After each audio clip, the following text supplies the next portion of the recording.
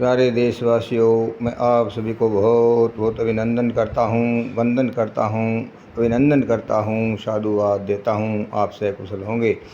मैं आज आपको ऋषि दयानंद का एक प्रवचन सुनाना चाहता हूँ। ऋषि ने कहा कि एक में भक्ति भली भांति होती है, एक में भक्ति, दो में पढ़ना, तीन में संगीत जो गायन होता है, तीन में संगीत भली भांति गाया जाता है, चार में पथ चलना। ऋषि ने बताया चार मनुष्य इकट्ठे होकर के पैदल चलते हैं। ऋषि के समय तो पैदल चलते थे, तो वो तो उसी समय के अनुसार कह रहे हैं। चार में पथ चलना बहुत अच्छा बताया। पांच इकट्ठे होकर के अगर खेती किसानी करते हैं तो उसमें ऋषि ने बताया बहुत बड़ा फ़ायदा होता है। और फिर आगे ऋषि ने बताया कि बहुत से इकट्ठे होने के बाद में तो फिर युद्ध भली भांति हो जाता है। प्यारे सज्जनों, मेरा कहने का मतलब यही है कि ऋषि मुनियों ने, महापुरुषों ने जो हमें बात बताई है, उन बातों के अनुसार अगर हम चलेंगे तो हमारे बहुत बड़ा फ़ायदा होगा। वो निस्वार्थ भाव से, वो उनको कोई स्वार्थ नहीं था, वो परस्वार्थ के रूप में इस संसार के अंदर जन्म लेकर के आए थे। अपना घर बार, राजपाट, ठाट बाट सब छोड़ कर के संसार की सेवा और त्याग भावना से वो अपनी ज़िंदगी बिता करके चले गए। तो मैं तो यही कहता हूँ, ऋषि ने जो बताया है कि एक में भक्ति अच्छी तरह से होती है। अकेला इंसान बैठ कर के परम पिता परमात्मा की भक्ति करता है, ध्यान मग्न होता है, तो एक में भक्ति बहुत अच्छे और सच्चे रूप से बताया ऋषि ने हो जाती है। दो मिलकर के विद्यार्थी आपस में दो मिलकर के बैठ कर के अध्ययन करते हैं, पढ़ाई करते हैं, तो उसके अंदर हकीकत के अंदर एक दूसरे का वाद संवाद हो जाता है, प्रश्नोत्तरी हो जाती है, उसमें बहुत बढ़िया पढ़ाई हो जाती है। दो में।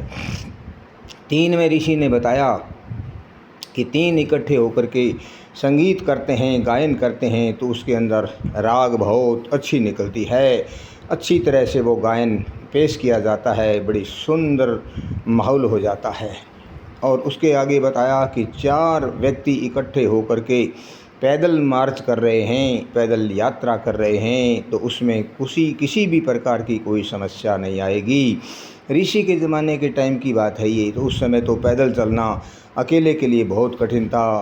चोर डाकुओं का भय, बदमाशों का भय, हिंसक जानवरों का, जंगली जानवरों का भय, पैदल यात्रा में समस्या होती थी।